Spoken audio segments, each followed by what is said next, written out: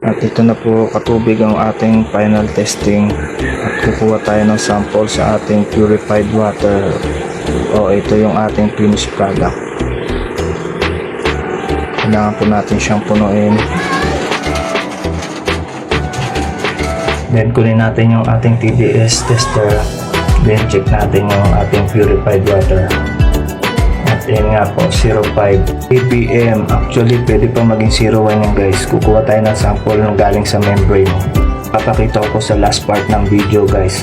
At ito po yung ating purified Wilkins water. Yan po, wala pa pong bukas yan, silyado pa yan.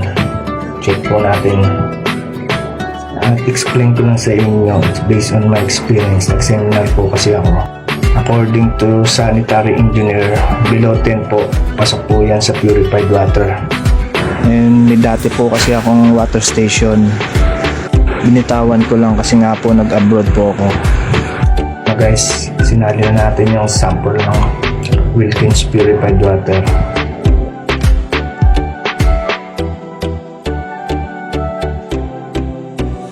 Then kunin natin yung TDS tester natin at ilipat natin sa ating purified water. Iyan po ang result, 0.3 ppm.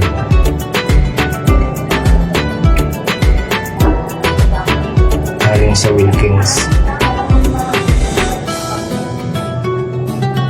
Then double check natin, 0.5.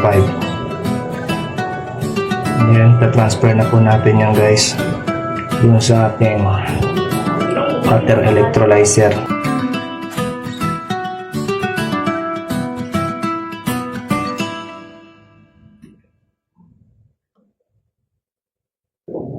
Then kunin natin yung Wilkins purified water at testingin po natin sa water electrolyzer.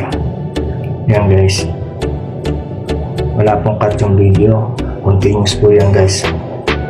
Yan po, isasaksakan po natin.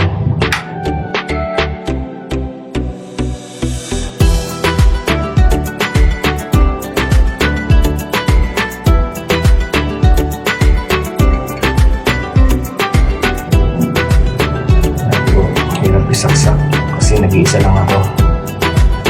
At now proceed na po tayo sa ating testing. Power on, then check. Yan po guys, nakikita niyo po, hindi po siya nagbabubbles, no reaction, clear po yung tubig natin.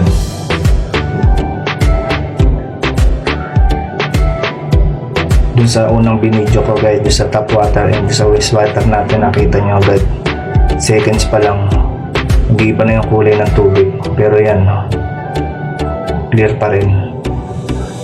So it means malinis po yan guys, nang galing doon sa ating machine. Kasi nga mas mababa yung ppm, mas clear yung tubig. Ayan po guys, explain ko lang sa inyo. At inalis ko lang po yung moist kasi nga malamig po yung Wilkins purified na nabili ko. Ayan po,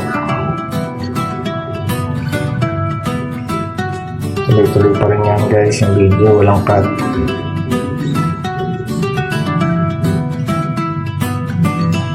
Ayan na po. At dito na po magtatapos yung ating testing guys. May ipapakita ko sa inyo yung video na tinest ko na galing sa membrane na nakuha ko 0.1. Nagsisiro pa nga siya.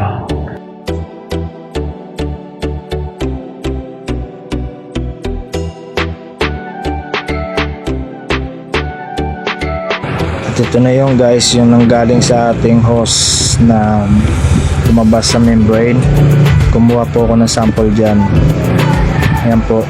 Kaya dyan po ako kumuha guys. Binaypass natin yung ating mineralized and alkaline filter.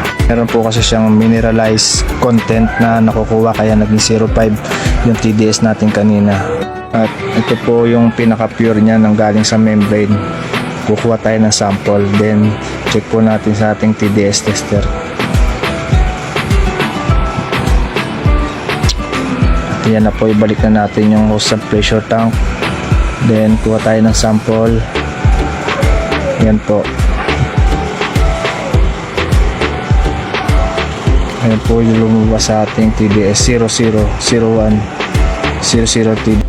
Ayan po, halos parehas po siya sa ating TDS monitor. Ayan po, 01.